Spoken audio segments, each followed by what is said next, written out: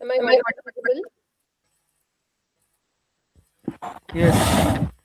Oh, just present the PPT and just give me 1 minute. I just need my specs. Just give me a minute.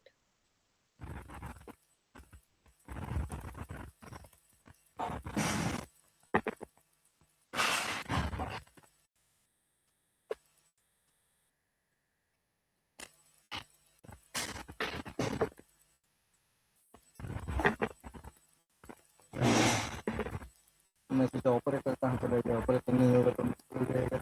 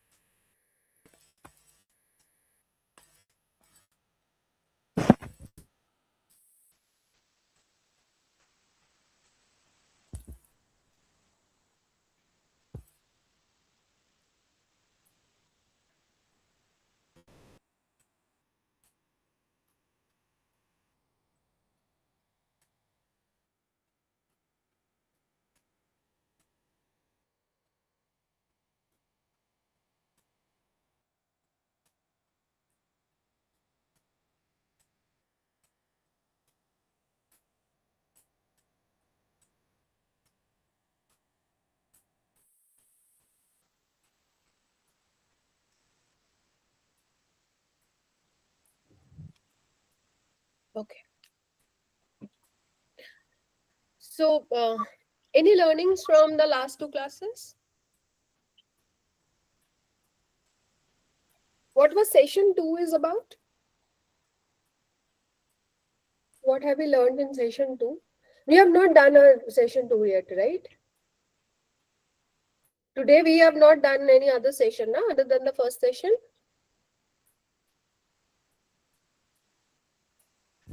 Your voice is little bit low. We cannot hear properly. My voice is a bit low because it is raining heavily in Calcutta. Okay.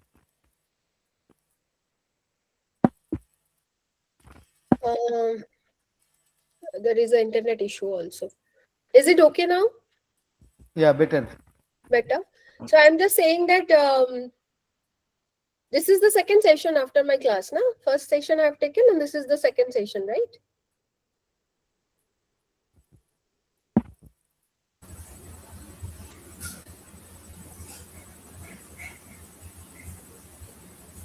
No. Yes, ma'am, it's the second session. There was a gap between. Okay. So now this is the session number 3, which is communication and conflict management. Okay. And okay, so now I think we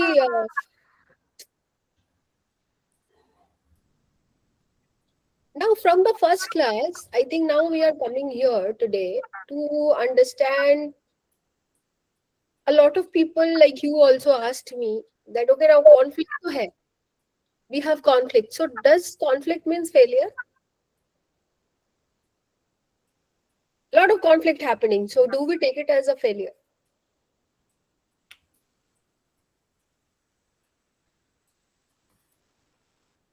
Is conflict bad? Is that we should avoid? Is that okay, conflict is happening, so I think it is a bad thing for us? We do not understand the student don't understand us, so there is a conflict. And it's a bad. I give myself very bad as a faculty, as an organization.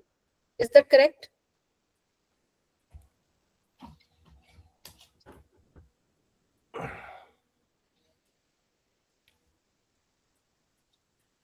Somebody can answer, right?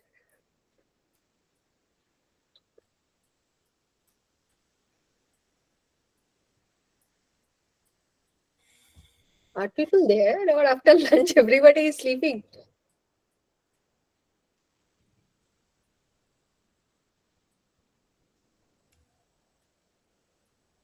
Am I audible? Am I visible?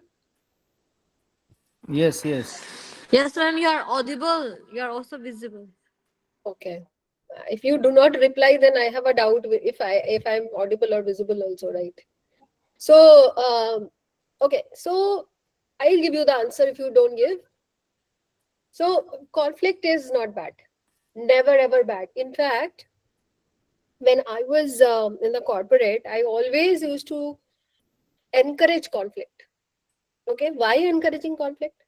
Because if there is no conflict, that means either everything is going at a very slow pace or everything is going bad and nobody is noticing it. Okay, when there is a conflict of opinion and two people are counter attacking and something is happening, that definitely means that there is a scope of improvement. And what all we need, we always want to improve. If that scope goes down, then what will you do in life as a human, right? So if, say for example, tomorrow we do a culture audit and the score comes not very good what we are thinking, okay, so I do not think that's a conflict, because we thought something else coming up. So the result itself will be in a conflict of our decision. So my request to all of you, that if the result is medium or less or whatever, you should take it as an opportunity for you to grow. Okay, next slide. So now we'll start the what I, can I put some remarks, please? who I is that? I think Huh. yeah, Yes, please, sir. I think conflicts is good, but that depends upon nature of the conflicts. Mm-hmm. Because in academia or industry, corporate whatsoever, so suppose for any development, if some conflicts happen, those kind of conflicts cannot be treated as good. So it is not academia or any corporate. All of us are same. Okay, even in personal life also. Okay, let us give us a easy example, which is the personal life. You are having a relationship problem with someone. You are having a conflict. Okay, if you are doing the audit at an early stage and you understand what is going wrong between us, you have a scope to improve. And if you do it periodically, if you do it every time, and you check on your improvement and both the parties are willing to work, okay, then you can solve it. Sometimes in relationship improve after the conflict resolution. But if it is lingering for a long time, so either you have not done the audit, number one, or you have done the audit but you have not taken any steps, or you have completely ignored it for a longer time, then you will end up having a divorce, a separation, a part away from your partner, from your friend, from your family, whoever it is, right? So conflict is good, but conflicts needs to be checked at a frequent level. And also conflict, checking a conflict at an early stage gives you a upper hand. If you detect a disease at a very stage, like fourth stage cancer got diagnosed, it's all the end of the story, right? But you can do a lot of things when you are at this phase 1 or phase 2. Then you can use all the medicines or the diagnosis, or you can do counseling, or you can go to the hospital, find the best doctor. So conflict is also like that. Even in the academics or even in the corporate, everywhere the rule is same. Okay. Okay. Now, before we begin, let's do a very honest temperature check in the room, which is which is your most common conflict source? Where you, in the day-to-day activity that you do, where you see the majority of the conflict happen? Is it during the attendance? There's a lot of dispute over the rule, the evidence, the consequences, or the policies. Is the conflict is happening majorly in your grade or the marking? The student are really challenging the assessment decisions or the fairness. Is the conflict happening maximum in your behavior, which is the classroom conduct, disrespect, boundary, like how people are behaving? Either your behavior is not accepted or their behavior is not accepted. Okay. Is there a misunderstanding in the communication? Things are breaking down, the tone is not correct, people are a lot of aggressive, or you are too soft and people are taking you for a ride. Is the communication flow is breaking? Or you think there's a gap between the expectation, what you are delivering and what the student is expecting? And I really want a reply here from everybody, because if you do not reply, we won't be able to do the class. Even if you want to write in the chat box, please write in the chat box which are the one or two or three areas where you think that conflict is happening. Have you noticed any pattern?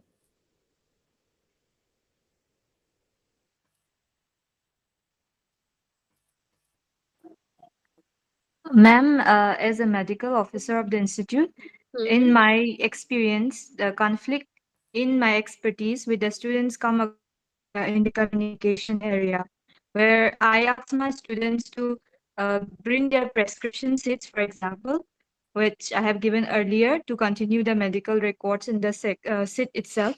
And they will say that, ma'am, I have forgotten, or ma'am, I didn't know that I have to bring it, despite my warnings and my expectations that I have put up posters even in front of the office, and I have even told their friends themselves also sometimes.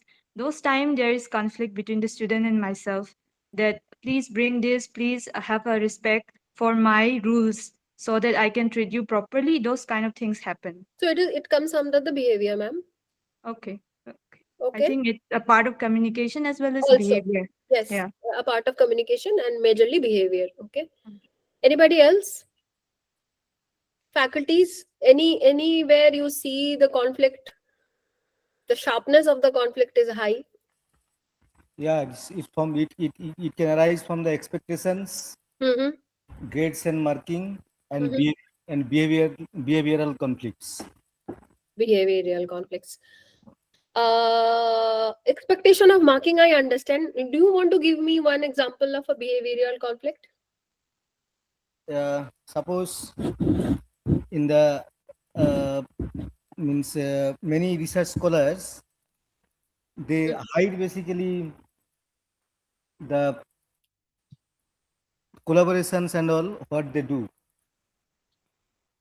Okay. and at the end, because maybe some students who basically do not come with each other because of their seniority, juniority, then Mm-hmm. a senior suppose Mm-hmm. impose some work to a junior, Mm-hmm. and finally because of their means disrespect and to each other, at the end you come to know maybe many students have contributed, but at the end only one student represent that he or she has done something. Okay. Uh, Okay. Interesting. Interesting. Mm. Okay.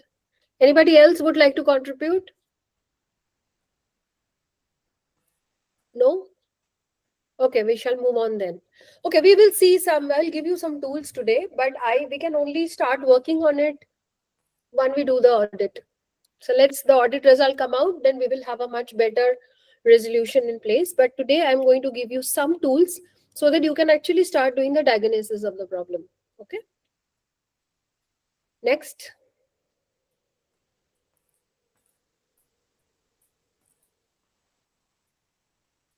Next slide, please. Yeah. So this is where the conflict usually happens. Like we have gone through the iceberg model in the previous class, right? So the what is visible on the surface is there is a shortfall in the attendance, there is a disputed grade, they missed the deadline, or they have passed some disrespectful comment. I'm just giving you some example. What is beneath that is that there are unmet expectation, what sir mentioned. Neither party clearly communicate what they needed. There is a lot of suppressed emotion like a frustration, shame, fear, anger, okay, which they keep within them. There is a communication breakdown. A message was sent which was not received the way it is sent.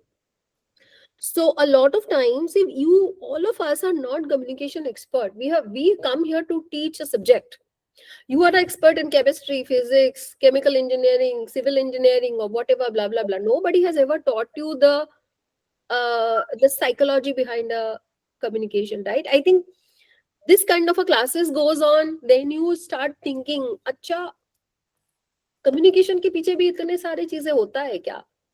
Okay, so I tell you, I have been learning this for now quite some time, and only by your body language and only shaking your hand, I can exactly tell you what kind of a personality that you are. You don't know about it, and that is the reason you need some training, because these are a very good clue. So you had a great teacher, you had a great faculty, but if you also know all this, then you become even better, because then you know what to say at what time, how to deliver it at what time. Your effectiveness of your study, of your classes, or effectiveness um of your lectures become even more better to the students. Okay, so a lot of time we say something, but student receive or perceive it in a very different way. Okay, there is a lot of power imbalance happens, like one party completely feels, I'm not heard by the people. My opinion, my ideas are dismissed, and I do not feel safe at all. Okay, these are which is behind.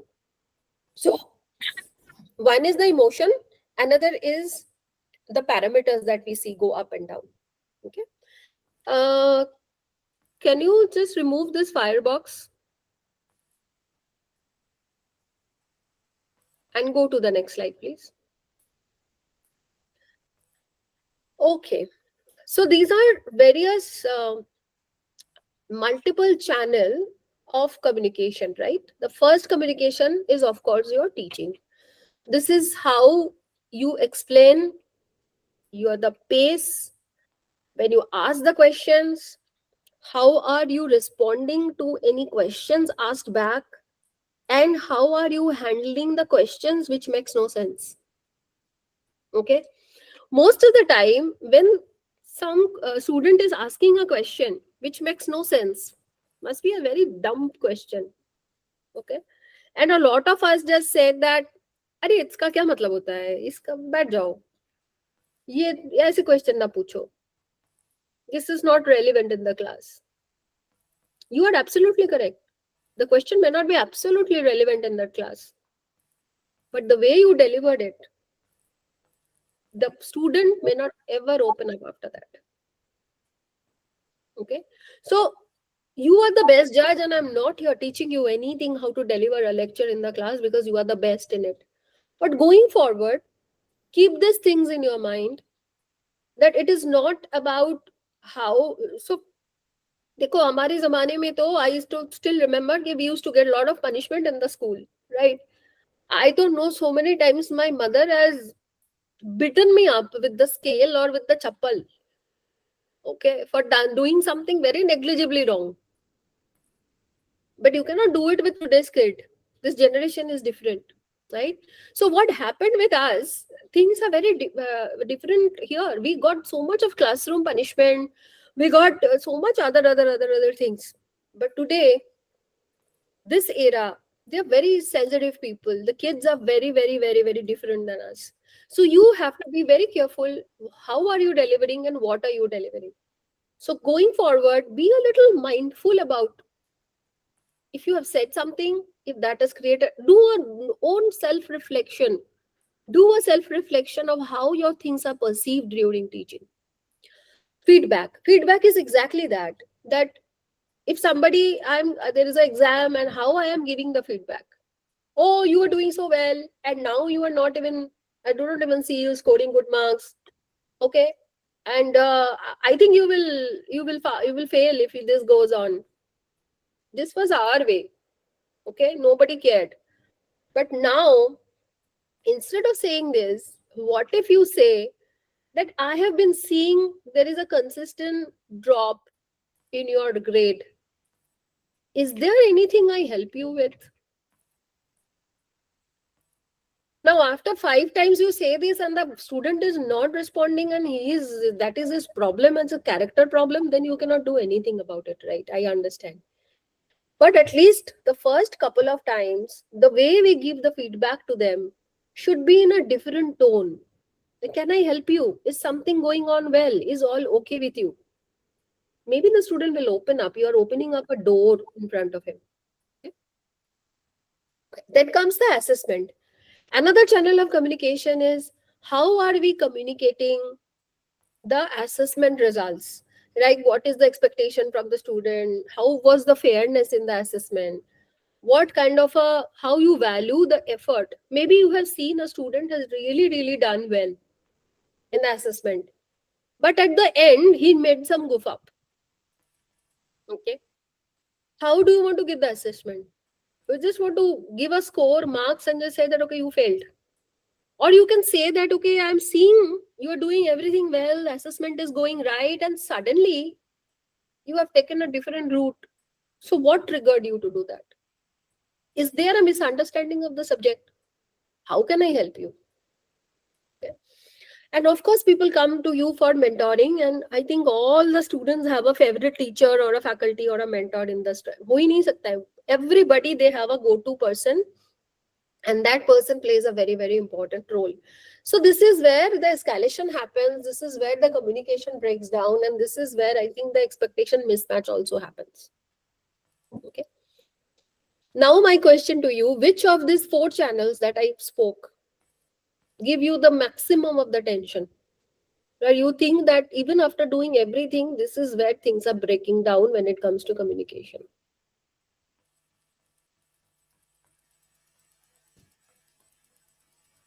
Mm.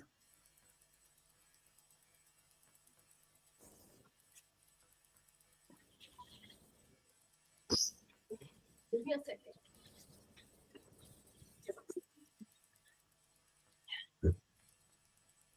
Anybody would like to share any experience where you think you have the maximum tension? The maximum friction happens in which communication? Is it a teaching? It's an assessment? It is your feedback, or it is your mentoring?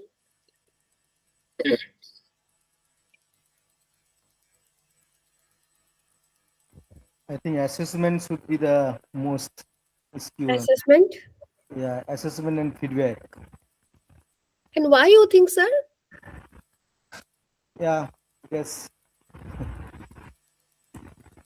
yeah, feedback suppose means how to explain means it's quite risky because although sometimes a teacher does it doesn't happen with me, but I'm telling just common in common sense. Mm-hmm. Suppose in feedback system that depends upon many factors how the student relation is there with faculty, that doesn't go actually along with how the faculty deliver the material nowadays, Okay. because we know many examples like in in a semester if you don't take also a single class you get very nice feedback, that then how it comes basically is basically goes by a wrong way. You don't take any class, you don't deliver to any quality materials or teaching to students, but still you get good feedback uh, from the student. In that way, that is quite risky because, and we have seen that. And assessment also is when a faculty assess a student, that also goes in the same manner by the student and faculty relation. Uh, Mm-hmm. it doesn't always go the pair with the performance of the student. Yeah, that depends on obviously the individual character of the faculty and student, but in most cases or in many cases I will see, we have seen that it goes in that manner.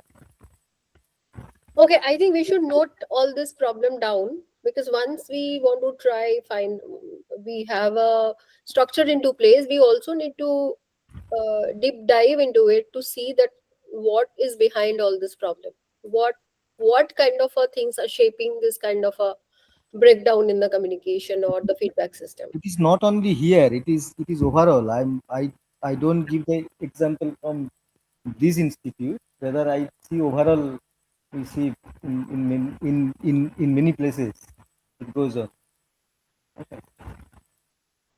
I You can, I understand, sir, but the only thing is that I'm still not very clear that why it is happening.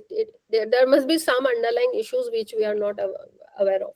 Yes, Nothing happens by chance. If something is happening by chance, then I question that, because nothing in this world happens by chance. There must be something going on behind the back which we are not aware of, and that is the reason why things are happening. yes, yes. Okay. Mm. So all of you can actually give us scenarios, like maybe when we do the audit and we come up with a report, maybe you can, every one of you can give some scenarios, and we will see if we can find the reason behind it.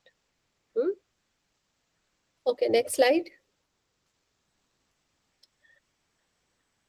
Okay, so I think I have already mentioned this, that what the faculty say is not what the student hear. Okay. So, for example, the message of the faculty is you need to take your performance more seriously if you want to succeed in that field. This is what you said, and you have not said anything wrong. Okay. What he heard that you are not good enough, you do not belong here. I have given up on you. Okay. Though you have never meant that. You had all the good intention to give him a feedback. But unfortunately, it is what you tell them or what they perceive you. And it has happened many, many times to me as a manager in the corporate. It's not only students, even the full grown up adults in the corporate. I have given a feedback to them on something, but they have completely misunderstood that and have twisted and they have tweaked, and they have said, gone and complained about against me. This has happened many times. Okay. Next slide. So now this is where I want all of you to have a little more focus. Let's understand what is a listening skill. Okay, most of us, the problem with us is, and at every level, all of us have this problem, that most of us are not a very good listener. Okay, we think we are, but actually we are not. We do a lot of hearing. We hear people. I hear you, but listening is not hearing. Okay. So most of the time is, number one is ignoring. I listen, I do not even listen at all. My physical present is there, but I am mentally somewhere elsewhere. This can applicable to you. This is also applicable to the student who are sitting in the room. They're sitting in the room, but they are physically present, but they are not even listening to you. They are mentally somewhere else. This is one category of student. This can be us also. We all are human beings. Okay, same logic applies to all of us. The second category is pretending. Pretending is, you are pretending that you are listening. Okay, you must be making some very nice gestures so that the faculty thinks that, oh yes, she or he, she is. You're pretending. You are only faking it. Okay, but you, in your mind, you're thinking about the cricket match that is going to happen in the evening. Okay, this is second type of students. Third is selective hearing. Selective hearing is that I only hear the part that I want to hear, baki rest I ignore. Okay. I do nodding, yes, yes, ma'am, yes, yes, because I have just heard that part. Most of the time, I'm somewhere else and I believe what I believe for the other things. I do not even care what you are saying. I will only agree and nod the part that I believe. That is called selective hearing. Number four is active hearing. These are the people, the students who give you full attention. Okay. They can ask you some clarifying questions also. They will reflect back also. Okay, they are still okay, like you like them, because they are fully attentive in the class. So ask them some questions, they'll give you the answer, and they will do some homework, they will take some notes and all that. But the final level who you want in your class, they are the empathetic listeners. They listen with an intent to understand the subject, not to really judge or fix. They really, really love the subject. They want to get involved personally to understand the subject. Okay. So do you see such kind of students in your class? What I said, is it making sense to you? Have you noticed this 5 different categories of students in your class?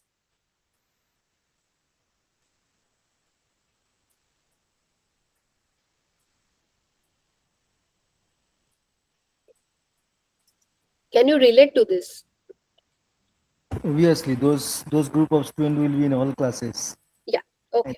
Okay. Thanks. Next class. Next slide. Okay. Now, this is a framework of active listening. It is called LARA. LARA. Okay. This is a very practical tool for a very high stake conversation. So, next time when you have a conversation with a student, use this LARA. Okay. What it will tell you is, first is to listen. Now we know there are 5 levels of listening, and that applicable to us also. Give full attention, undivided full attention. Do not get interrupted by your phone or whatever. You, when you are listening, you are not talking, means you are completely silence. You are fully mindful of what that person is saying. Okay.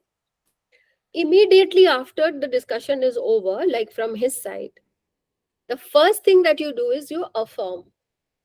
Affirmation is acknowledging without even agreeing or disagreeing to what he said. Don't immediately agree or disagree. Okay. You just say, I heard you, or okay, I hear that you are at a very difficult space right now.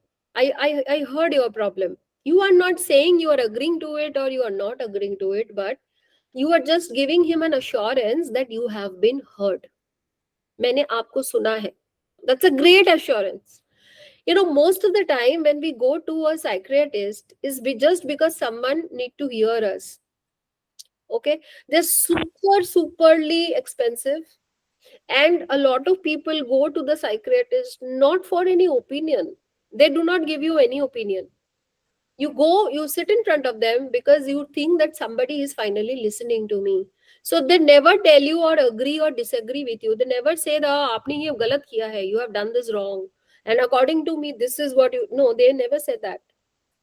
They will say, I heard you and I sympathize with you, or I know you are at a very difficult stage right now, but you have not said you agree or you disagree. Okay. Now you respond, which is R. Okay. Now you very calmly you share your perspective.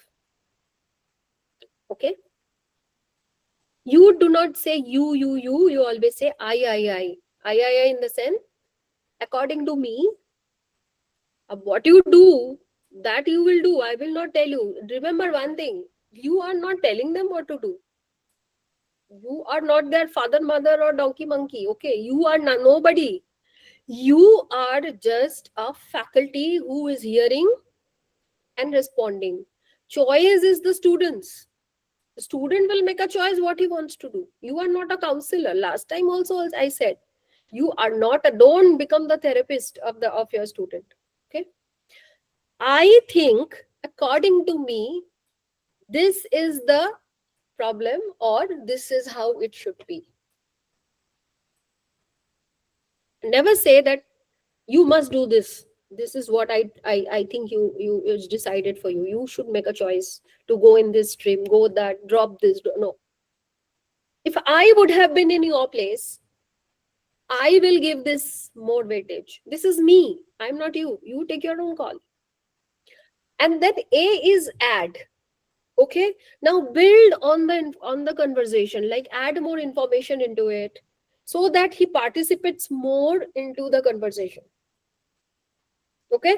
So then what happens? It becomes a ongoing conversation. A lot of information will come up. Okay. So you listen, don't talk. Then you say one word, one sentence of affirmation. Then you respond using I. Everything is on you, not on him. And then you build on the conversation, add more information, and build a story around it. Any questions? on this framework. I'm sorry, I'm not in the room. If I would have been in the room, I would have done this exercise with you in pairs. 4 or 5 people can actually practice this. But today I'm not in a position to do this because everything is so online. Okay. But I think all of you can practice this in your campus.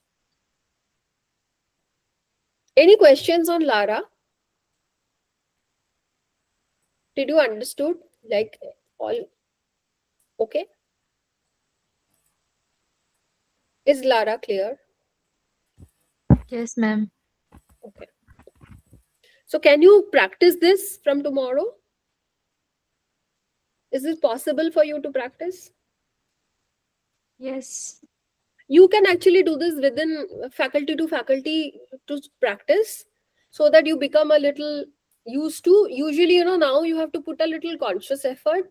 But once you practice it, say couple of times, like you practice it for 4, 5, 10 times, it will come to you very automatically. It will reset your brain completely. This will be like your method, and this works beautifully well. Okay. The next is, these are the various types of communication. Okay.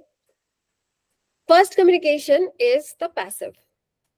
Passive are the people who will never go and get into conflict. They call them the peace loving people. They are people pleasers. They will never ever have any conversation. They will avoid conflict. Okay. They will suppress as what they want. I don't want anything because nobody will understand me. Their communication becomes very, very unclear. They don't know what they are talking because they don't have any clarity. Okay. And they have a very less self-worth. They don't want to be heard. They're happy in their space. Everything is very indifferent for me. I don't care. Nothing matters. Okay. Now, when I'm saying you also now understand what is your communication style, huh? You also judge yourself now. You know which segment you are. So write it down for me. Where you think you are. Block number 2 is the aggressive people. These are the people who dominate the conversation. Okay. They will not listen to others. They will dismiss all opinion. They will raise their voice. They will shout. They will scream. And they will make you feel that I am the supreme one and you have to hear me out. They have very, very high control. They will stop everybody in the room and they will talk. They completely damage all the relationships because they do not allow anybody to participate. These are the aggressive people. The third quadrant, these are the passive aggressive. Okay. Passive aggressives are, they give you silent treatment. They completely go on a silent zone.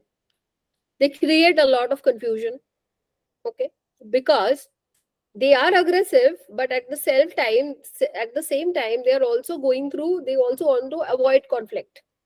Okay. So they are very indirect. They will be very, very sarcastic. They will pass on all indirect comment, some very, very sarcastic comment which you will not even like. Okay. So this is like one. And the last quadrant is the assertive. Assertive ka spelling galat hai yahan pe, I'm sorry. It should be SSER. Okay. Uh, so people who are assertive, they are very calm people, clear, very respectful. What they say, they stand their ground, very firm on their point. They will maintain their dignity. They will maintain others' dignity. This is the most encouraged form of communication. Now, if I ask all of you, everybody will say that, oh, I belong to assertive. I'm sub assertive. Hai. You are not actually. We all want to become assertive, but to become assertive, you really, really need a lot of practice. I don't think I'm still assertive.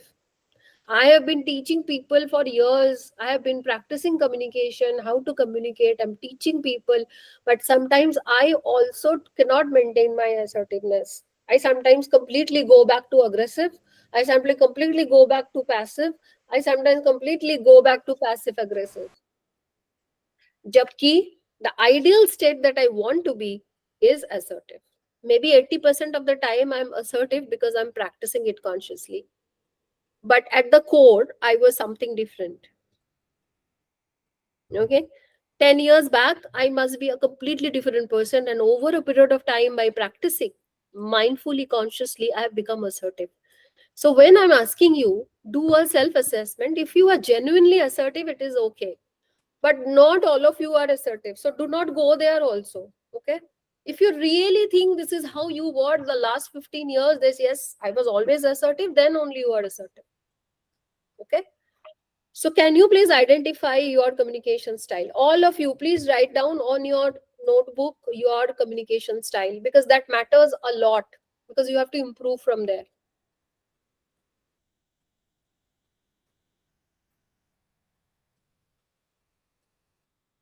Please identify your communication style. I'm giving you a minute. Think about it. No hurry, no rush. You can take your time. Think about it.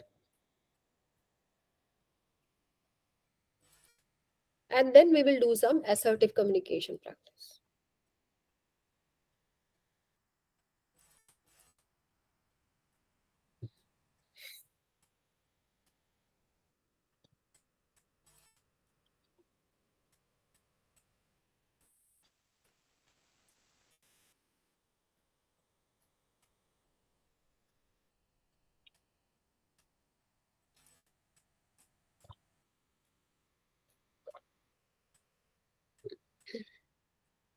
Are we done? Do we all know where are we?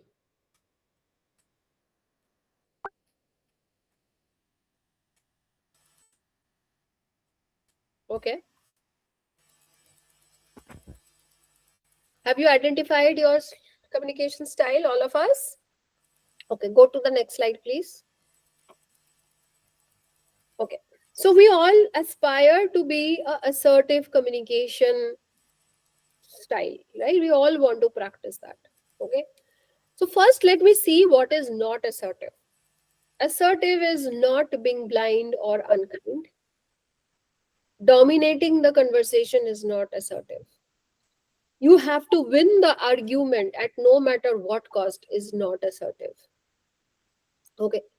Showing who is in charge, who is the boss, who has the charge in the, who has the control in the hand is not assertive. Being emotionally cold or distant, like suddenly in a discussion going on, and you just go silently, you have withdrawn yourself because you are not interested in that discussion. That is also not assertive. Maybe you will start with assertive, but after some time you will go to passive because you could not handle it. Okay. Typical assertive will use some language in action. These are some 4 5 I have mentioned here just as an example. I need you to attend the remaining sessions. Let's discuss what is making that difficult. It's a very, very assertive sentence. I hear that you are frustrated with your grade. I am open to explain my assessment process. That behavior is not acceptable in the classroom. Let's speak privately after the class. I understand this is stressful. Here is what I can offer, and here is what I need from you.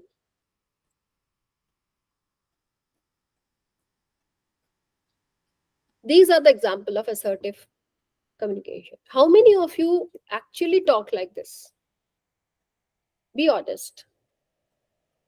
If you are claiming you are assertive, do you really talk like this? Because it's not easy. It is really not easy. How many of you think you talk like this? And how many of you think that, no, I still need improvement?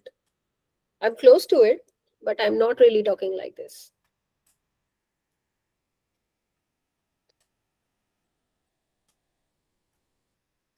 Any feedback sharing? Any sharing here?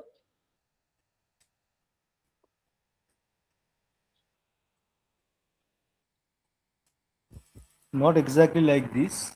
Hmm.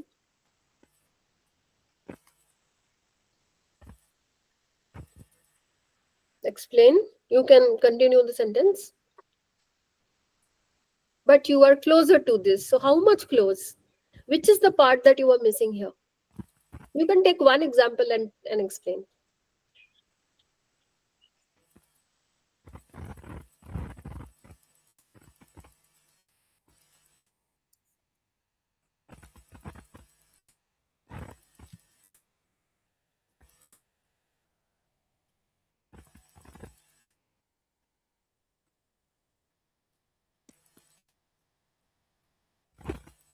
There are many other ways to explain.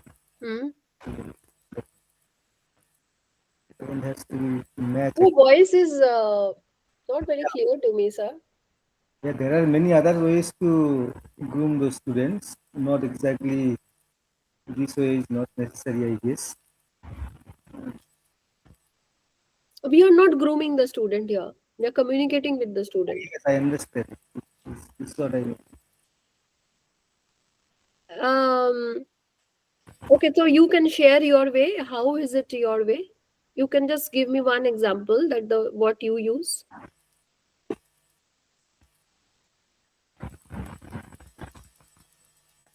Past actually, I try to class those students who are basically what.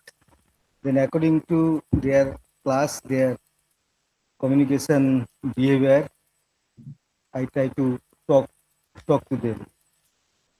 And sometimes I personally talk to them. Okay.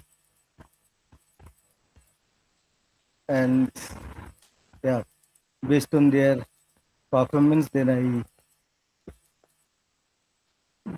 they basically deliver my thing. See, what you are telling me, sir, is the action that you take. Okay, you might be taking the right amount of action, but if there is a gap between your action and the way you are communicating your action to the student, then all your action is of no use.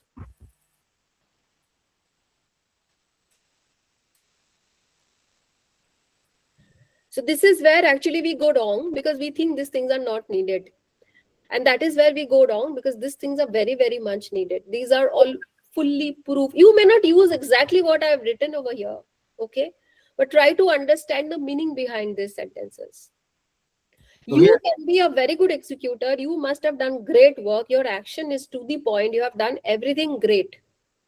But the way you have worked and the way you have communicated that to the student, if that communication is not assertive, then you are not passing your hard work to them.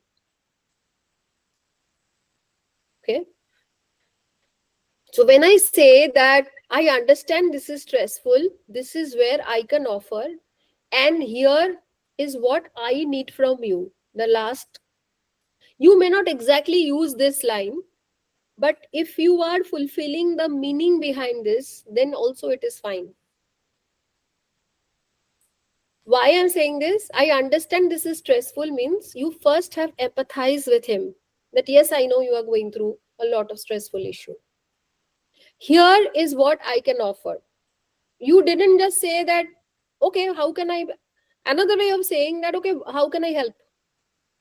What is the difference between the two? Instead, instead of the last sentence, I just say, okay, tell me, how can I help you? Means the same thing, no? There is no difference between the two. But I'm saying something which is very different. Maybe the intention is same.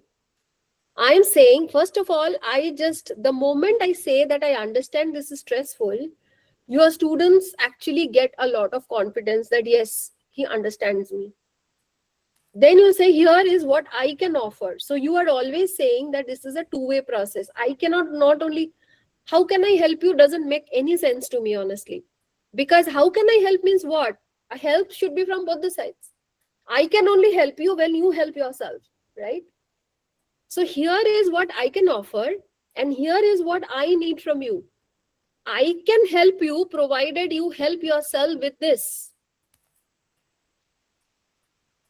These lines are not just written for the sake of it. There is a lot of meaning behind these lines. Take a screenshot of this slide. Go at home and think the various parts which are hidden inside this. Okay, that behavior is not acceptable in the classroom means I'm saying that what you have done is wrong, but I'm not scolding you publicly. Let's go and talk privately after the class. Means I'm open to speak to you. I'm not going to humiliate you in front of others. So you can open up. If there is a problem in your life, we can discuss about it. If you do not like it, we can discuss about it. So if you phrase, you do not exactly have to say this, what I'm telling you. What I'm trying to tell you is understand the hidden meaning, the various portions, the various parts which are hidden inside these sentences. Is it clear to everybody? And you need a lot of practice for this. It will not come to you on day one. You might be thinking that I'm an expert, I know everything, but you don't know. Trust me. I also don't know. I'm also practicing this every day. It's not easy to understand human behavior. It is easy to read a book and gain a subject matter expertise, but we all have done that. We are great in that. But it is very, human mind is very difficult. It is very difficult to understand the psychology behind it. Okay, next slide. This is a tool of giving feedback. Okay, this is the SBI model. Okay, so when you use the SBI model, you will see that your feedback given becomes very, very simple and very, very easy. Okay, SBI, S is the situation, B is the behavior, and I is the impact. So when you give a feedback, you should always start with describing a specific context precisely.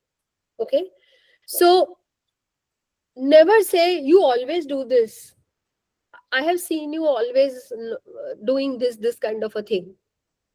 That becomes very generic. If you can cite an example saying that in that last week conference on Wednesday, okay, when you were presenting that, so then that becomes a evidence. Okay, feedback should always have a date or a evidence or a situation attached to that. Otherwise they just think that, oh, ये तो sir का perception है about me, what feedback is this? But when you give example, days, event, situation, then that becomes logical to them. Yes, हुआ था, ऐसे हुआ था. Yes, I know this case happened. So first start with the situation. The second is the behavior. Then you say that what you have observed, what is the interpretation, what is like how you have, what he has done.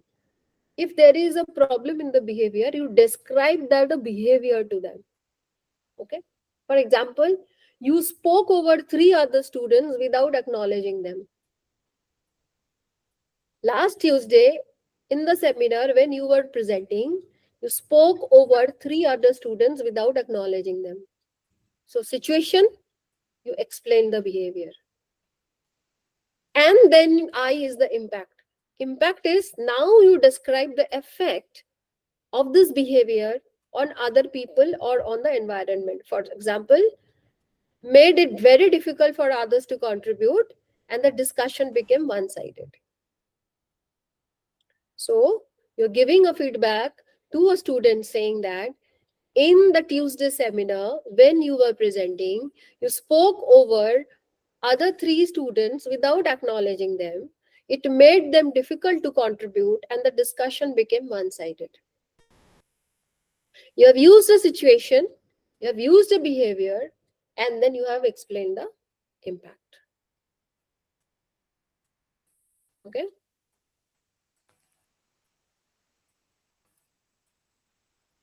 Is it clear? Can we do this? Or is it too difficult for us to do?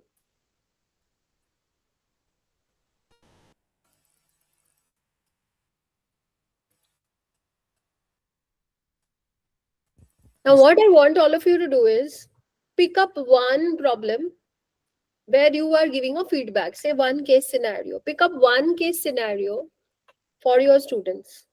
Use the SBI and write these 3 sentences and share it here. I'm giving you 5 minutes time for that. I'm giving you 5 minutes. Use the SBI model and structure a feedback. Structure the feedback and share here with us.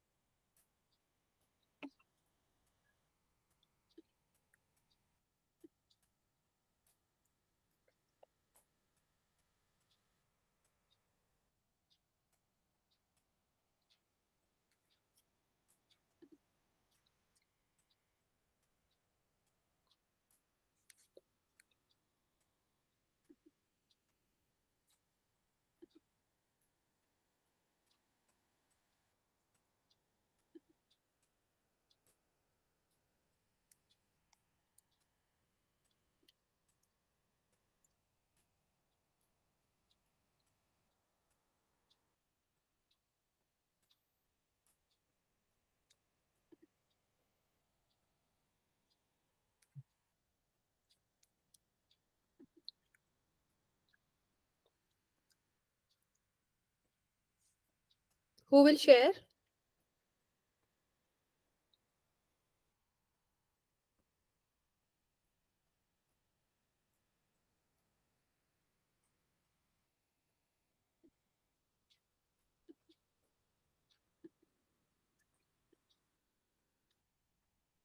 Who will share? Can we have one sharing? One or two?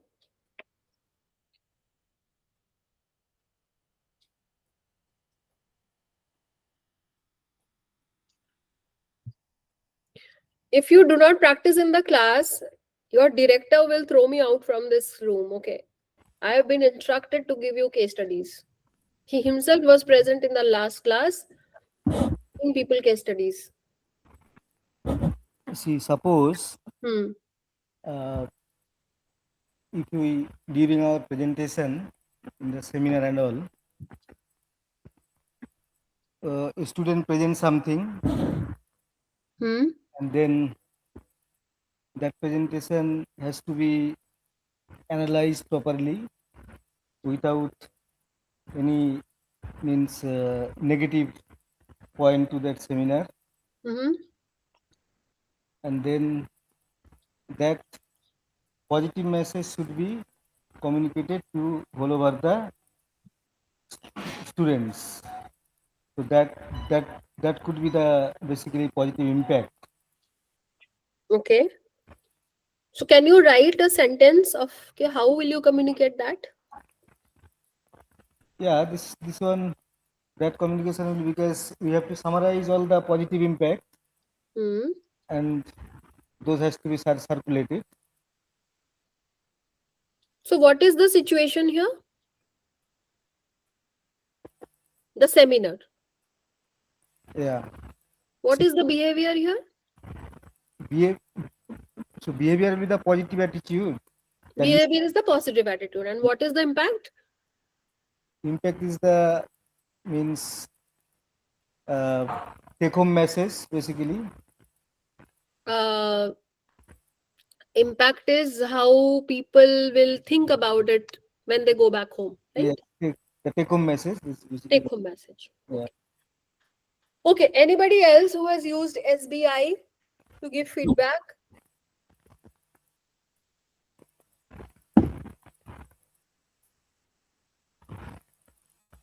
Online people, I need some response. This is absolutely not right. एक तो सबने अपना camera off करके बैठे हैं. Are you think that you are showing respect to someone who is talking for the last 4 hours? If you are not even replying to any of the messages, you sit in my place and you understand the disrespect that you are showing towards me. You take a class and all your students turn their back, they look into the opposite wall, and they don't look at me.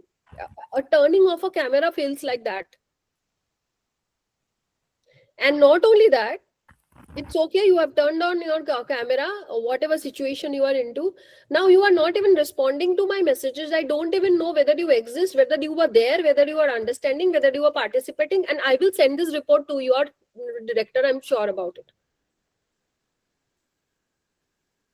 I don't even know if you are understanding what I'm telling you. At least send me a yes, no, thumbs up. Kuch to batao. I can't run a class like this when it seems like one or two people are talking and everybody is like not even responding. Yes, ma'am.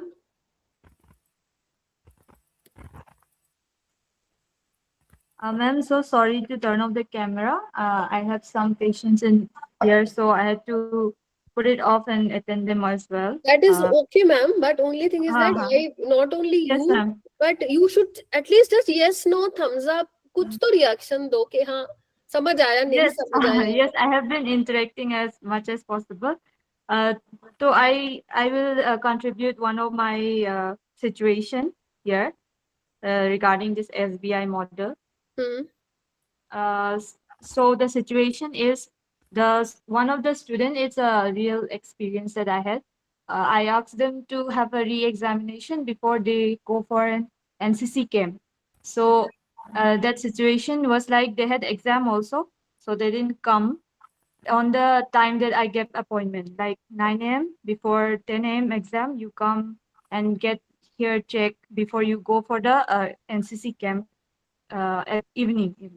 So the behavior was that they didn't come, and I had to call them, talk to their CTO, and make them come in the evening, like just before they go for camp. They had a previous health issue, so I wanted them to get properly checked before they get into strenuous exercise or drills in the camp. And the way I used the feedback I would have used after learning this was like, this day on, let's say Tuesday, I asked you to come at 9 a.m. You didn't come. So that was the behavior. And the impact was like it made it difficult for the proper examination to be done and reporting to your CTO before you go to the camp. So that was a detrimental, like if any health issue come up in the consequences will be there at the camp where other NCC officers will also be there in our institutes. Like reputation will be at stake for sending you. Like those, I think maybe I will take up like that. Okay. So now that we have learned the SBI model and how to use them, so we can actually give feedback even more positively and effectively. Okay.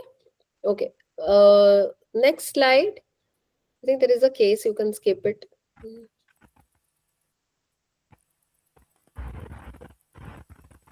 Next slide, please.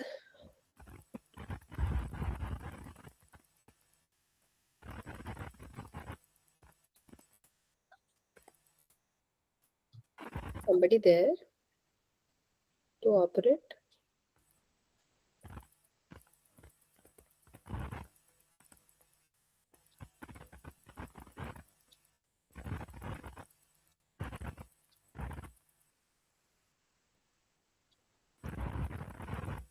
Go to the next slide, please.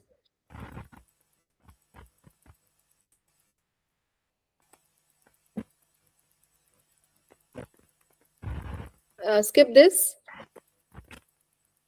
Okay.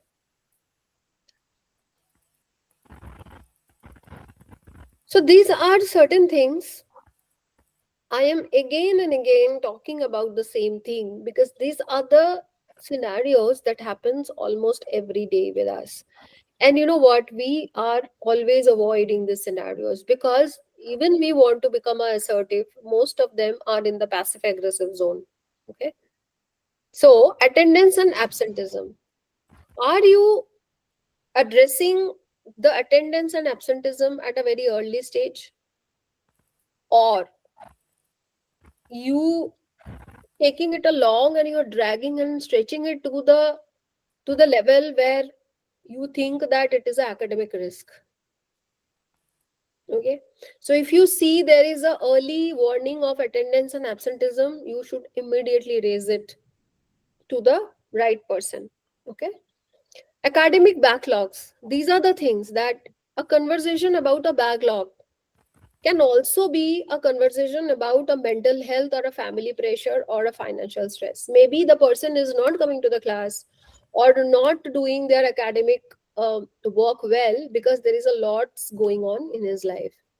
If there is a misconduct happen, okay, you can address those behavior very clearly, privately. Take that student in a closed room and do not ever humiliate the person in front of other students, because then you are damaging not only 1%, you are damaging many other people, because nobody will then open up if you do it with one. Okay, another is a very honest conversation about a performance, the academic performance, which is, you need a lot of compassionate, very precise conversation, your language and everything. This is also like a SBI model, you can use it for the feedback and all that. So these are the various cases where you need to navigate your conversation, which are very difficult, to the right point. Okay, next slide. Okay, emotional connect. Emotional connect is driven by emotional intelligence. Okay, you cannot manage which you cannot recognize. Please understand this. Emotional intelligence, I think EQ, is one of the most favorite topics of today. People are talking less about IQ and talking more about EQ. Okay. Now there are three elements into it. So emotional intelligence पे तो एक 3-4 दिन का classes होता है. Complete on emotion, to understand what is a very very vast and very difficult subject. However, three kind of a awareness you need to understand the emotion of you as well as for the student. One is that what is triggering you? Are you angry? You as a faculty, something happened. How are you feeling? So there are emotions, no, that trigger you. Have you ever noticed the moment you become angry or something very emotion hits you, there is a pain in your body or something abnormal that you noticed in your body? You become very angry. What happens in your body? Any observation? Your body feels in a different way. Where do you feel the pain?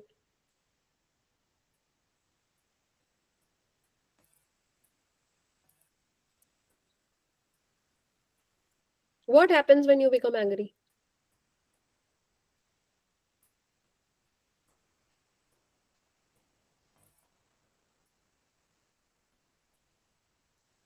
How your body reacts?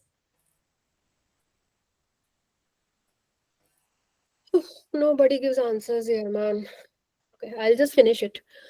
Your body reacts because your heart compounds. You feel like you become shallow breathing. You feel like something is stuck in your chest. You feel like you are trembling. Sometimes your voice goes high. Sometimes you can't even talk. Your entire throat, neck got choked. All these things happens with us, right? If that is happening, that means you are attacked by your emotion. And if you do not know how to overcome these emotions, how to take a control on these emotions. Most of the time you make a mistake because you do not respond, you reply. A reply is a reaction of an action.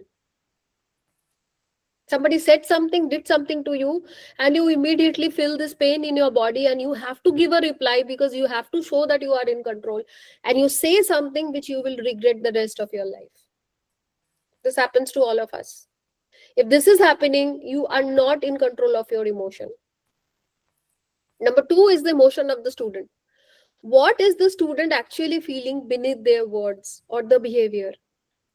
Do you think that there is a shame, there is a guilt, there is a fear, there is a desperation? How can I help?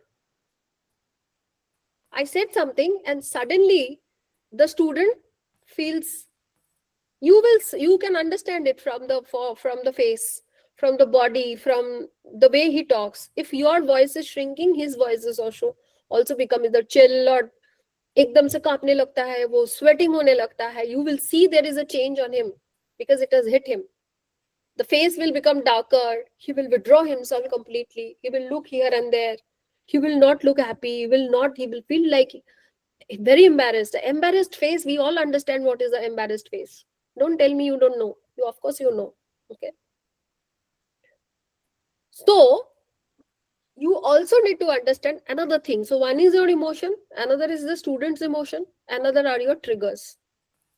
Your triggers are any specific word or any specific behavior that make you lose your calm and composure, and you do not want to face it. And what can you do in that moment to interrupt that response? Never ever give a reply immediately without a pause, without taking a breath, without thinking about it. I think emotions has got a lot with the breath work. I don't know how many of you do breath work practices. If you do it, you know what am I saying. Okay. Think of a conflict in your life which happened very recently that completely upset you as a faculty. Think of a situation, a conflict situation that genuinely upset you as a faculty. I think if you just look back, you will find many. Okay. And there are certain stories which we'll never forget. Okay. Think about it. What emotion you felt first? What have you done with that emotion? Today, sitting here, if you have reacted at that time, what do you think you could have done better or differently? And at the same moment, what was the student felt like?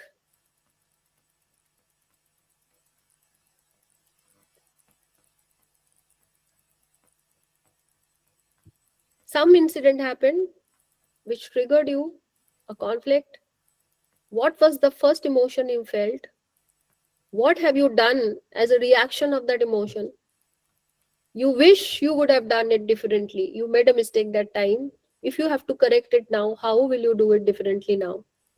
And what was the student likely feel at that same moment? Any sharing here? Do you, anybody can share here something happened?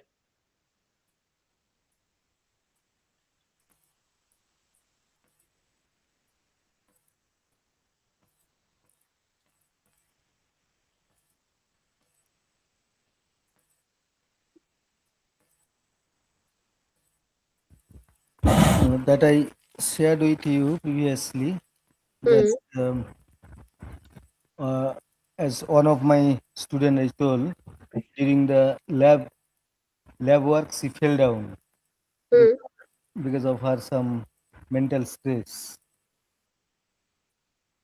and that created actually too much issue in the lab because she was doing the chemical experiment, Okay. and that was at night, even at 9 o'clock, and Okay. we have taken her to the nearby hospital, and that that was created actually too much panic as a as a faculty to me, Okay. because only 2 3 girls were there at that night, and they really created too much disturbance on me. So what emotion you felt when that happened? The first thing that triggered you? Yeah, first thing is clear me that because uh, first of all, a lady student is there at the night. If something happened to her, because I was supposed to leave from the lab at that moment, I was thinking that if I would have left and that would have happened after I leave, then that would create another problem, because nobody was there to reach to her. Hmm. So, sir, actually, do you think this is a conflicting such situation? This is not really a conflicting situation.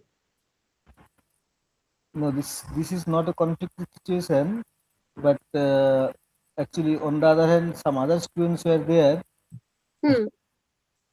who were actually not trying to take care of her, because Okay. they do not come with each other, as I told already mentioned Hmm. before. Okay.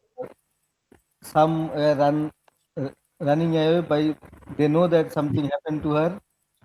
Some of them were escaped from the situation, Huh. and only 2 3 were there with her. So in that manner, I just told there is a conflicted situation. Okay. Okay. This is a very extreme situation that you are talking about, and Yes. I am very surprised that even when somebody is unwell and sick, then also people are not coming and remembering so much. It's very extreme actually. Yeah. Yeah.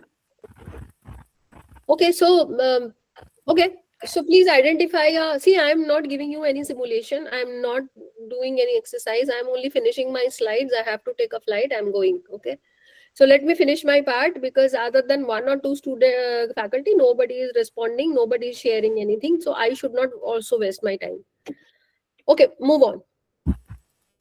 This is understanding conflict escalation. Okay, so every conflict which goes through these four phases, they have a conflict. And the early you understand that where is the conflict, the early you can prevent it. Okay.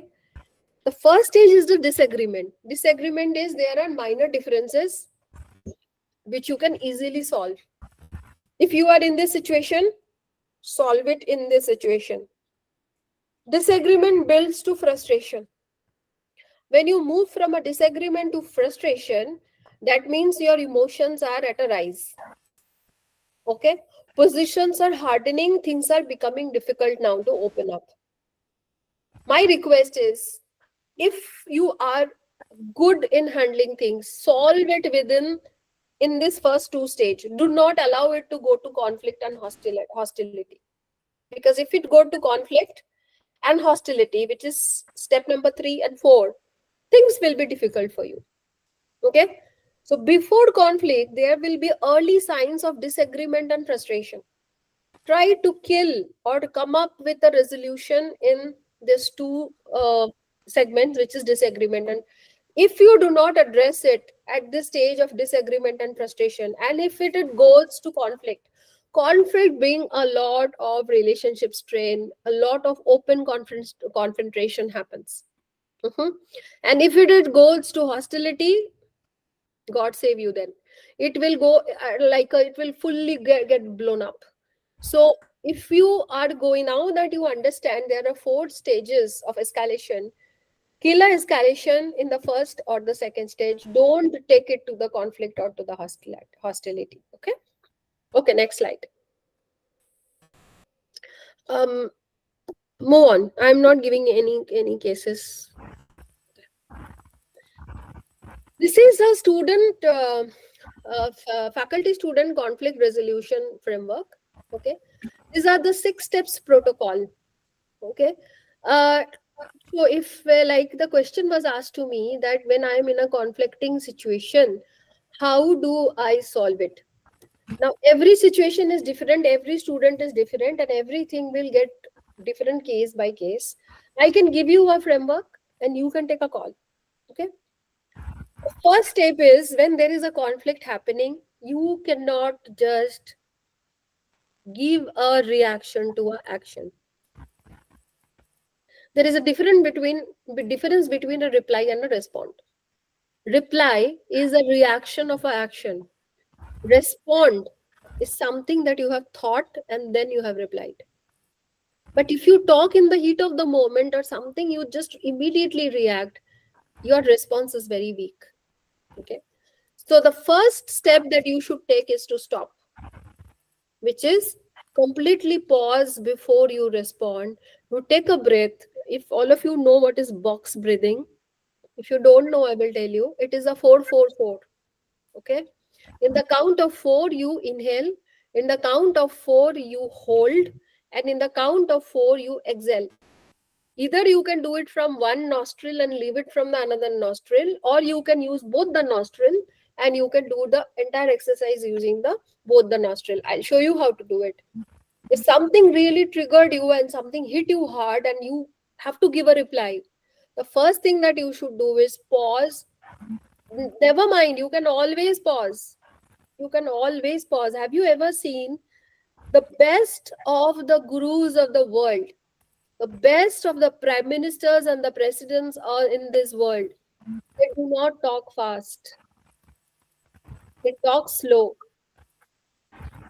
See how Modi ji talks. See how Sadhguru talks. See how Ravi Shankar talks.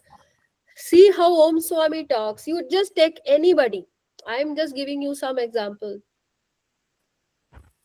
Vis-a-vis how Donald Trump talks. And he talks all rubbish. Have you noticed how fast he talks? He never thinks when is he talking. And all this, the problem in this world has happened because of that. Okay? A good leader or a good faculty or a good manager will always pause, go slow, talk slow. And while you are taking a pause, you can do a inhale in a count of four, hold it in a count of four, and leave it in a count of four. It hardly takes 10 seconds. So 10 seconds you take a pause, because then what happens? The oxygen goes in your brain and you get it cools down. It's a very powerful tool. Then after the break, you choose your response properly. You just stop. First, you have to listen. So before you respond, you pause, you take a breath, do not react. Then you listen. Allow the student to finish first. Because when you are allowing the other person to speak, he will give you more information for you to phrase your response. Half known truth is dangerous, right? So let him tell you everything first. Don't defend, don't explain, do not correct. Let them say. Third step, clarify. Ask one or two very, very open questions so that he thinks that you are genuinely concerned about him. You're still not forming your opinion. Sir is still not angry. He is asking me couple of more because he is genuinely understanding me. Okay. Then explore. Okay. Then look into the facts, the underlying feeling of that student, that why he did it, what he has done. Step into the shoe, understand. This is called emotional intelligence. Understand if there is something going wrong in his life from his own statements only. And then you explore. Then in the explore stage, you want to do it together. This is in the world of collaboration, you cannot do things yours. And that is the reason the assertive sentence says, I am ready to support you, but I need this from you. This is collaboration. So let's explore this together. After this fourth stage, at the fifth stage, you will give a resolution. Okay, let's agree. This is what we discussed. This is what you said. I heard you. Okay, you are going through this. I am going through this. This is my point of view. That is your point of view. So let's agree on a fair deal. But before you get into a fair deal, the both parties should agree what is the deal. And do not leave it here, because most of the time we say we promise something, we said okay, let's resolve, let I will help you, whatever, but then you do not even check in, you don't even follow up with him. He feels like अरे sir ने तो इतना कुछ बोल के चले गए, कभी पूछा भी नहीं कि how it is, am I working on it, am I improving on it. There is no follow up. Means वो तो fake था. Okay, so I'm not saying that you have to exactly use this 6. Okay, try to use the 6, but you can do a little combination aage piche. But what is most important is step number 1 and step number 6. Please do not take the charge first. First you listen and then you take charge and also do the follow up. Okay, so this is a conflict resolution tool. Try and use it. Practice makes it better. So in the initial stage you will feel like इतना कम समय में इतना such a short time and I really have to give a reply faster. How do I use all the 6 tools? 6 things कैसे use करूँ? It will take you some practice. Maybe both the faculties can practice. And once you practiced it, say 5, 6, 10 times, it will come to you automatically, logically. You don't have to do it. Your brain will process it, reprogram it completely for you. Okay? Move on. Move on. No case studies. Okay, so there is something called a restorative conversation. This is basically from a lot of conflict happens because we keep on blaming each other. Okay, there is a blame game. Everywhere there is a blame game. And people are actually into the war also because countries are into the war because they just blame each other कि तुमने ऐसे किया और तुमने ऐसे किया. So the question is, from a blame game, how do you move to a restoration game? Which is, how can we repair it? It is very easy to blame each other, right? But can we repair it? What can we do to repair it? Okay. So there is something called a punitive question and then something called a restorative question. Most of the time we are in the punitive question where we understand who is wrong and what should happen to them. Okay, when you ask this kind of a question, who is wrong and what should happen to them, then you are actually assigning a lot of blame and it will never ever repair the relationship. Instead, a restorative question is, what happened, who is affected and how, what needs to be repaired, how do we move forward together. Once you use this kind of a question with your students or anywhere, I see what I'm teaching you here is not only with the students, though the agenda is between faculty and the student. If you practice this in your day-to-day life, you will see your relationship around you will also improve. Okay.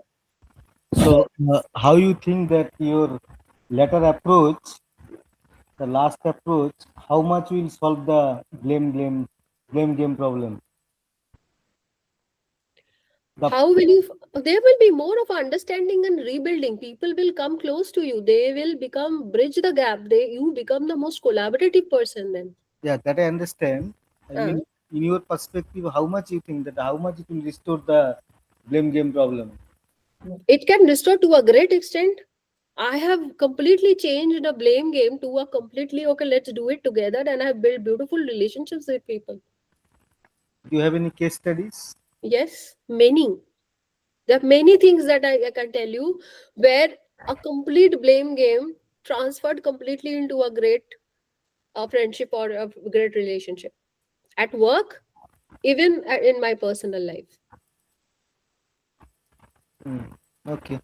Okay, what happens is then there's a lot of healing, there's a lot of rebuilding, a lot of understanding, misunderstanding converts into understanding.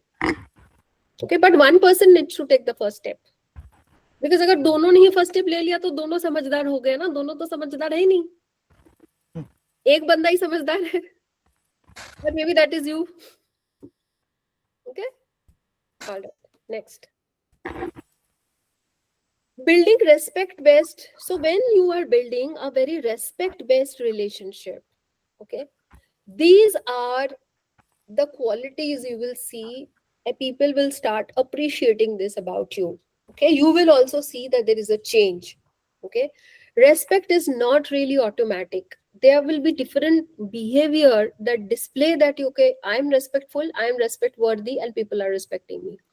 First, in the fairness, if you have double standard for people, if your expectations are not matching, if there are consequences consistently across the students, and they think that things are not fair, things are unfair. See, one student think that you are unfair, I understand. If 100 students think that you are unfair and they do not respect you for that, that means something you are doing unconsciously, unknowingly, maybe not intentionally. Maybe they are, a misinformation is going to them, but something is wrong, that who you are and what are you communicating, you are not displaying fairness, and you cannot have a respect from people for that. Okay, transparency, I think this is something I value the most out of all the four. Transparency and dignity. Okay, I know one thing, everything can fall apart, but I have to be transparent. And I have saved many businesses just being transparent to my employees. There were times when I actually have gone them and then say that, listen, I cannot pay you salary this month. I run a startup, okay? I have people working for me. And you know how this the startup people work, right? Sometimes we have money, sometimes we don't have money. I've not yet raised the funding for my company, so my entire company is bootstrapped for the last 2 years. So there are times when I don't have money in my bank. There is zero, very less revenue happened. I have not met the target in that month, and I don't know how to pay them the salary. Now I can do two things. One is that I can keep my head high. I just show that, okay, I am the boss and I really don't care or whatever, blah blah blah.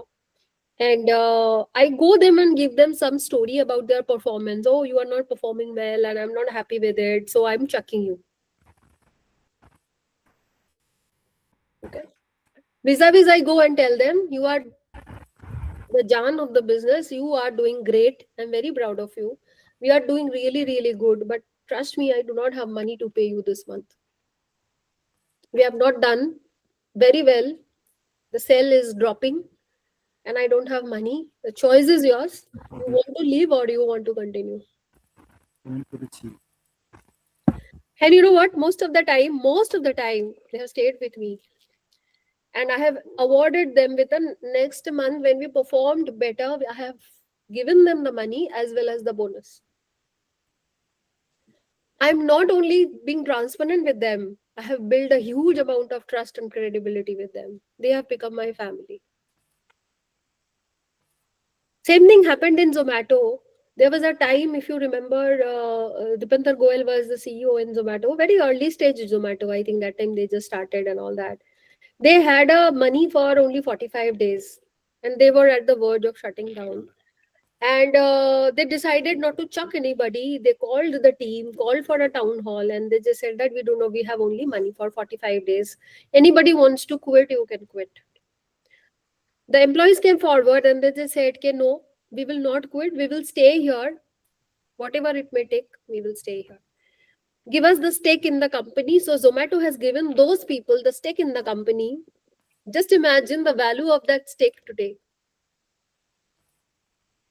Okay. He would have just speak some BS and not being transparent. This is how decisions are made in the corporate. And if you are becoming transparent, if you are fair, if you are talking from the core value of your life, people understand, even students understand, we are all human beings, energy talks. Okay. Another is the consistency. Consistency is, are you the same person every day, or you today sir का mood अच्छा है, आज sir का mood अच्छा है, आज जाके बात कर लो. That means you are not consistent. Your mood is changing every day and they are noticing it. Okay. Of course, I understand. We also have stress. We also have our own share of thing. But is 80% of the time you are the same person? Otherwise, you are perceived as a fake person. Oh, sir तो fake है. वो ऐसे दिखाते हैं, वैसे तो वो है ही नहीं. Okay. And dignity. Dignity is publicly or privately. I don't think we should ever humiliate anybody, including the students. Okay. Uh, it impacts very highly on your self-worth. I think if you think you are in his place, how will you feel as a person? The same feeling applicable to them. I do not think respect, transparency, dignity is one-sided. If you give it to people, people will give it back to you for sure. Okay. Next slide.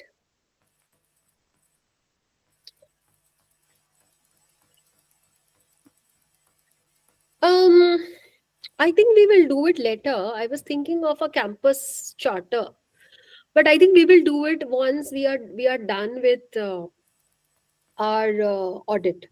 So once we are done with our audit, we can have some kind of a charter in place where we will have some kind of a commitment from the faculty side and commitment from the student side. Okay, we need to discuss how do we design this. So at this moment, I'm skipping it because it makes no sense right now because we do not know the problem right now. Yeah, next. Um, I'm almost done with my class today. This is actually a case.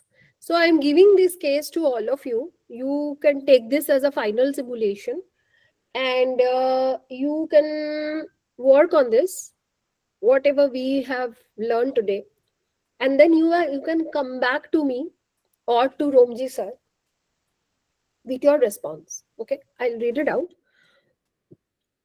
A student is posting on Instagram, Professor XYZ humiliated me in front of the entire class for asking a question. This is the culture at NIT Manipur. Students are treated like criminals here. The post have received 200 shares in 12 hours. All your alumni, parents, and local media have begun responding. The faculty member is distressed and the head of the department is calling you. This can happen anytime, isn't it? In this world of social media, you don't know what is awaiting for you. So it can just happen to you anytime, right? What will be your response? First is immediate. What does the institution not say publicly in the first 24 hours? How do you speak to the faculty member with dignity and honesty? Student, how do you engage the student with suppressing legitimate concern? Systematic, what does the incident reveal about institution's culture? And number 5, prevention. What structural changes would make this less likely to recur? Okay. Can you all come up with a framework that how are you going to respond to the situation as a homework and submit maybe one pager for this, all of you? Can we do that? Yes, ma'am. Okay, great. Okay, next slide.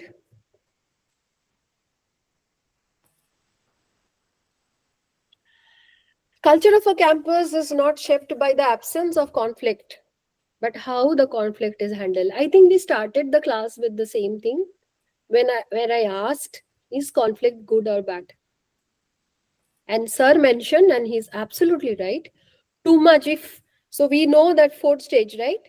So if you do not handle the conflict in the first two stage and it go to the conflict and the humility, then it's bad. But having a problem in the campus may not be bad. We all have problem.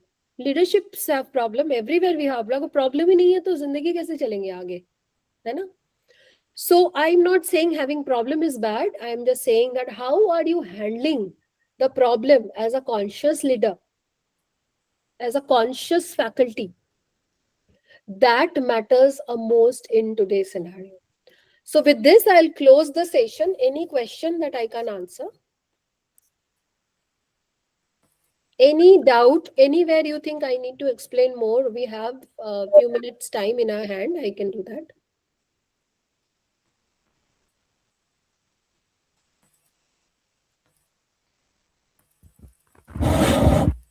So, in any campus, you have maybe moved to lot many institutions you have done the training or Hmm. have.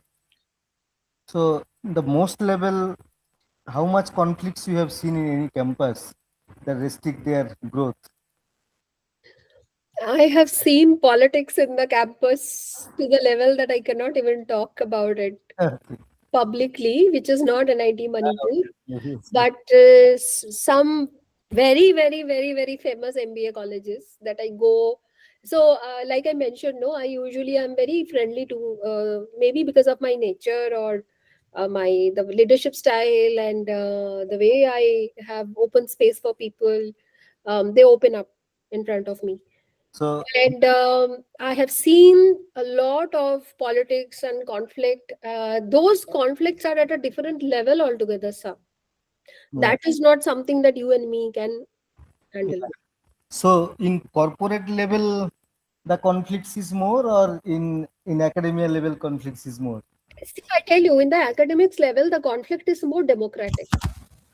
Okay, it's more hierarchical.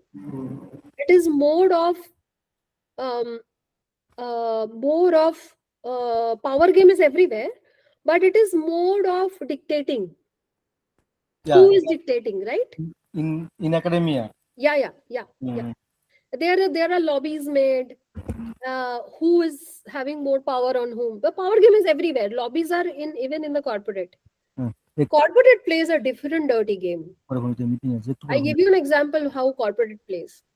হ্যাঁ, আচ্ছা Corporate plays a game হ্যাঁ where the two people, Sachin Bansal and Binny Bansal, they formed Flipkart with 2 lakh rupees. Okay, in 2007 or 8, I forgot the year. Okay, they formed it with a vision of to make a Amazon in India. Okay, the company grew, they became powerful, they raised a lot of fund, they become hugely famous. They were the first founders in India who were known, the father of startup founders. They were celebrities. They thought that they need to expand their business at a different level. They got a CEO who they really think is the best. So that they become a part of the board of director, and somebody else who is a CEO will rule the day-to-day operations. That was their vision. Now they have in the board of directors the investors. That CEO joined hand with the investors and chucked these two founders out of the organization. Hmm. This level of politics happens. No, actually, what I tell you is because so you see, I have seen so many means universities, world class universities. I have spent 11 years in Germany. Uh, so and here also in India, lot many means institute I have seen. Even I have worked in company for one year, but I see that in corporate level is a really they have much more autonomy. I will say Mhm.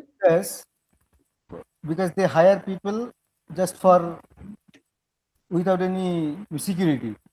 They can throw you at any time. Mm. This is why they keep all this monopoly at the very high level, Mhm. and that basically is a very big conflicts. But Very big conflict. And but at a different level of that politics, actually. different level of conflicts. Yeah, yeah. Uh, This conflict is not solvable. no, So no, when Binny and Sachin was thrown out by the CEO of the company and the board of directors, how will you solve it? yeah, but where is if you see conflicts is everywhere, as we mentioned. In foreign universities also we have seen some Yes, there there also some conflicts are there. of But course. still their growth is much more in higher rate Yeah. than our Indian academia system.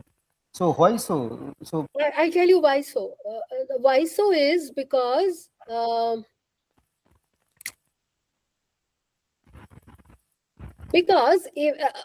conflict is also a mother of invention. hmm, So there are two ways of looking into it.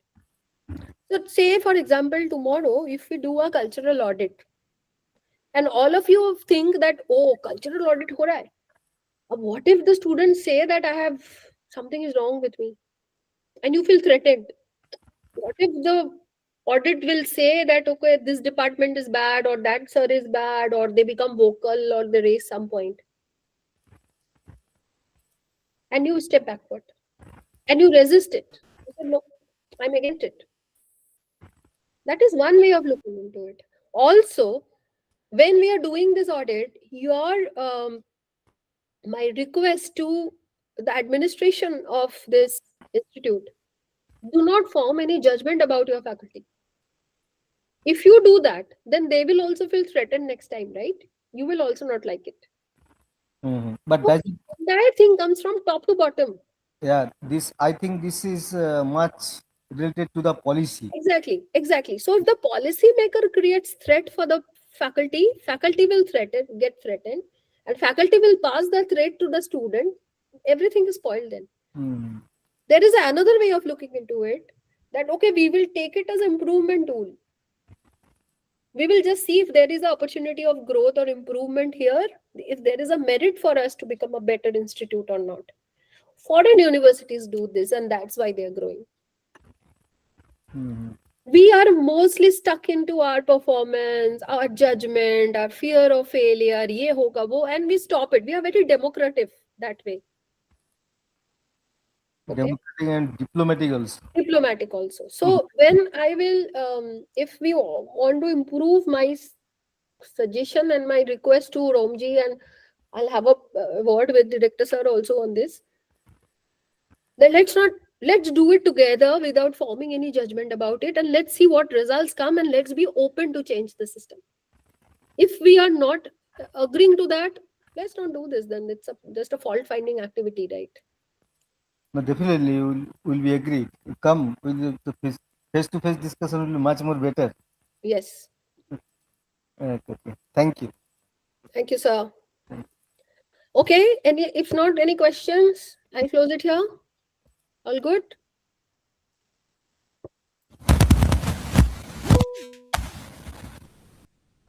Okay. Romji sir is there, or he's not there in the room? Yes, ma'am. Yes, I just hello. Can you hear me? Yes, Dr. Shah. Yes. So I just want to say one thing that I just joined last year, so I don't have so much on the Okay. class and everything. But Okay. this is very helpful that I will look to the student that what things I not to do and what things I have to do in the class mainly. But I think one thing in your total campus building thing, this two lecture, one thing is missing. You did not mention anything of conflict between the faculty and admin or student and admin. You kept all the focus on the faculty and student. So see, because I have been asked to do that. Okay, number one. Number two, irrespective of what it is, the tools or what I have mentioned to you, that is equally applicable to all your stakeholders. Here, the mandate that came from the ministry is building the culture around the students. So we are talking about faculty and student, because faculty have the first-hand experience with the students, and students with the faculty. However, I think last time I took 3 classes. This time I have taken 2 classes today. Every module or the framework or whatever I have spoken here, you can, without judging anything, apply even in your personal life to make your life better, to make your personal relationship better. So you can use this SBI model, or you can use this the Lara 4 model. dimensions that I have given you, okay, Lara, and everything that I have mentioned, with your peer group, with your director, with the academics, with the administration, with anybody in the college. It will be equally helpful to you. It is not only for the student to faculty tools. It is a tool for everywhere you can use it. And thank you very much.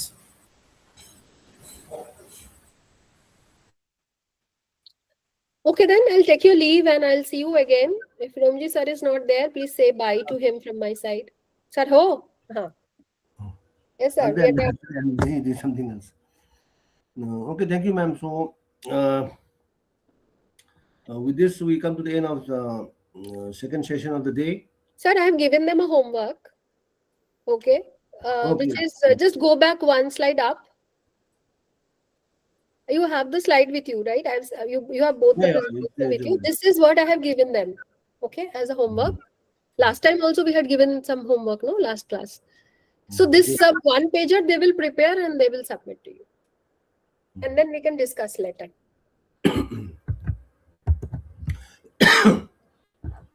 Well, thank you, ma'am, then for the second session that we had. So again, I say so what to say, apologize that some of the faculty participation is not very up to the mark as we expect.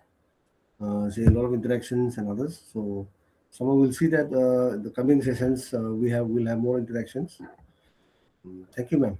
And Thank you. Thanks. Bye.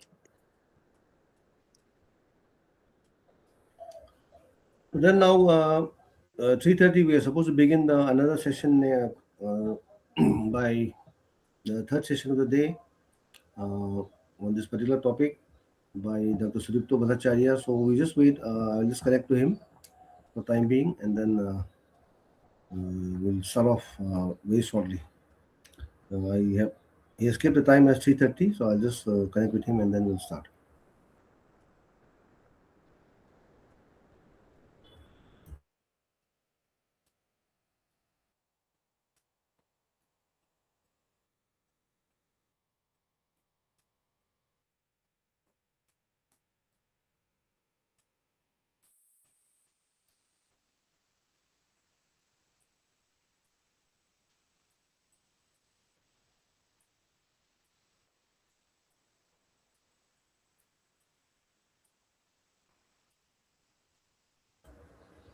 Okay, so just got a confirmation that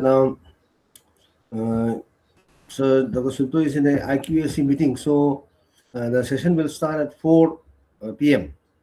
So till the time we can we can maybe we can do some assignments, or we can just break off or have a break. So we can resume the session at 4 p.m. He's given a session time as just now he confirmed to me that he will take the class from 4 to 6. That's what he's saying. So we can take a short break in between, and then we can join in at 4 p.m.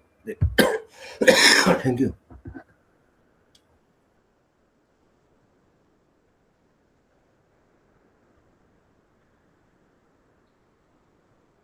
The PPT he'll send, then I will just send across, and then start.